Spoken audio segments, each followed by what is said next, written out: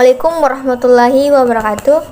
Innal hamdalillah nahmaduhu wa nasta'inu wa nastaghfiruhu wa na'udzu billahi min syururi anfusina wa min sayyiati a'malina may yahdihillahu fala mudhillalah wa may yudhlil fala hadiyalah. Asyhadu an la ilaha illallah wahdahu la syarikalah wa asyhadu anna Muhammadan abduhu wa rasuluhu amma ba'du. Pertama-tama, marilah kita panjatkan puji syukur kepada kehadirat Allah Subhanahu wa taala yang telah memberikan kita nikmat yang begitu luar biasa, yakni nikmat iman dan Islam dan nikmat sehat wal afiat. Karena dengan nikmat tersebut kita dapat menghadiri acara yang mulia ini. Tidak lupa selawat beserta salam semoga tercurahkan kepada Nabi besar kita, Nabi Muhammad SAW, kepada keluarganya dan para sahabatnya, pengikutnya, dan kepada kita sekalian. Baik, sebelum saya memulai membawakan ceramah, saya akan memperkenalkan diri terlebih dahulu. Saya atas nama Nur Aulia Ramadhani dari kelas M212 Prodi PGSD Fakultas Ilmu Pendidikan Universitas Negeri Makassar. Baik, langsung saja saya akan membawakan ceramah yang berjudul Islam dalam Hadapi Tantangan Modernisasi. Mitos dan tradisi dalam Islam melahirkan upaya-upaya pembaharuan terhadap tradisi yang ada. Harun Nasution menyebut upaya tersebut sebagai gerakan pembaharuan Islam, bukan gerakan modernisme Islam. Menurutnya, modernisme memiliki konteks sebagai gerakan yang berawal dari dunia barat, bertujuan menggantikan ajaran Katolik dan sains filsafat modern. Gerakan ini berpuncak pada proses sekularis dunia barat.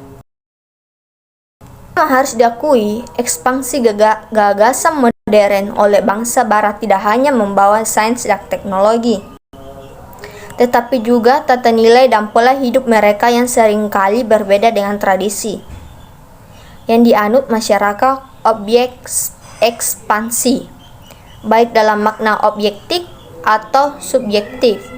Modernitas yang impor dari bangsa barat membuat perubahan dalam masyarakat muslim di segala pada titik ini umat Islam dipaksa memikirkan kembali tradisi yang dipegangnya yang berkaitan dengan perubahan yang sedang terjadi. Respon ini kemudian melahirkan gerakan-gerakan pembaharuan. Tetapi pembaharuan Islam bukan sekedar reaksi muslim atau perubahan tersebut. Degradasi kehidupan keagamaan masyarakat muslim juga menjadi faktor yang penting. Terjadi gerakan pembaruan. Banyak tokoh-tokoh umat yang menyuarakan revitalitas kehidupan keagamaan dan membersihkan praktek-praktek keagamaan dan tradisi-tradisi yang dianggap tidak islami. Kemudian, sikap yang diambil oleh sebagian masyarakat lainnya adalah menerima dengan sikap kritis. Ada anggapan bahwa ada budaya barat yang positif dan ada budaya barat yang negatif. Makanya, di dalam tindakan yang diambil adalah dengan mengambil budaya barat yang positif dan membuang budaya barat yang negatif. Handphone adalah produk budaya barat yang lebih banyak positifnya dengan HP. Maka jarak tidak lagi menghalangi orang untuk berkomunikasi satu dengan lainnya. Bisa orang berbicara tentang hal-hal santai sampai urusan bisnis internasional. Namun demikian, tidak selamanya HP itu positif. Kalau yang disimpan di dalam HP adalah perkara kemungkaran, maka yang terjadi adalah kejelekan. Akan tetapi, kalau yang disimpan di dalam HP tersebut adalah ayat Al-Quran, dan Al-Quran itu dibaca, pastilah HP memiliki sifat menguntungkan atau bermanfaat. Oleh karena itu, dibaca pastilah HP memiliki sifat menguntungkan atau bermanfaat. Oleh karena itu, masyarakat harus memilih mana yang dianggap manfaat dan mana yang dianggap tidak bermanfaat.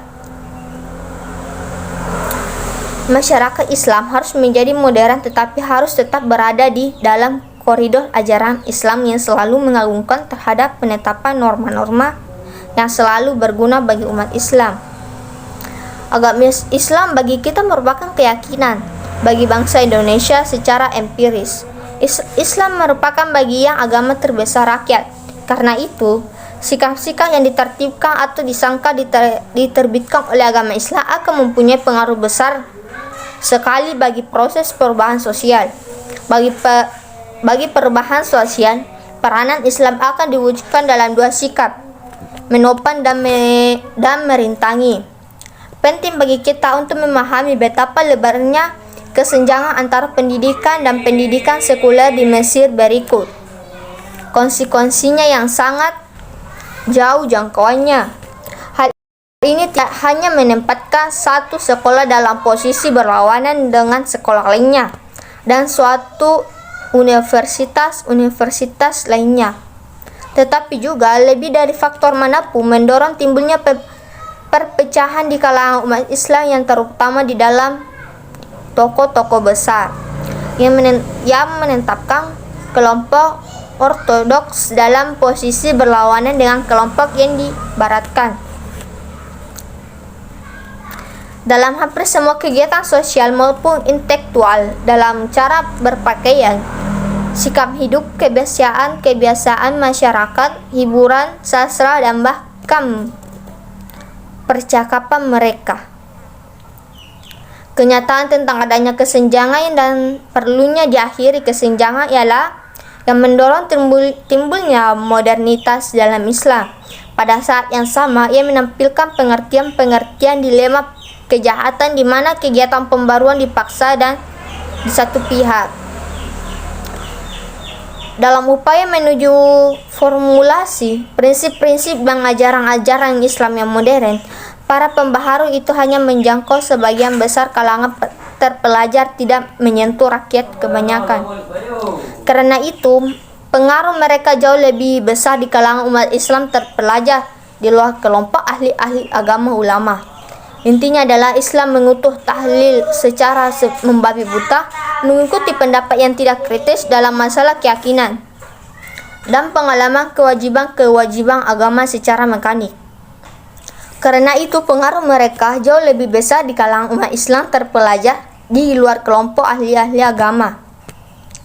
Islam membangunkan akal dari tidurnya dan menyaringkan suaranya untuk menentang prasangka-prasangka orang yang bodoh, sembari menegaskan bahwa manusia tidak diciptakan untuk dibelenggu, tetapi secara fitri dia harus membimbing dirinya sendiri dengan menggunakan ilmu dan pengetahuan, yaitu ilmu tentang alam semesta dan pengetahuan tentang hal-hal yang sudah berlalu.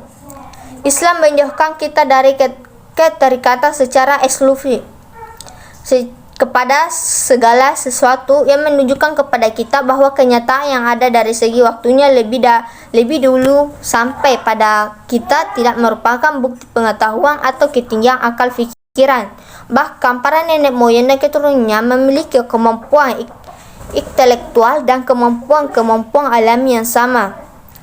Jadi, ia melepaskan diri dari semua rantai yang mengikatnya, membebaskannya dari tahlil buta yang telah memperbudaknya, dan mengembalikan kewenangan kepada yang mengambil keputusan sendiri sesuai dengan penilaian dan kebijakan sendiri.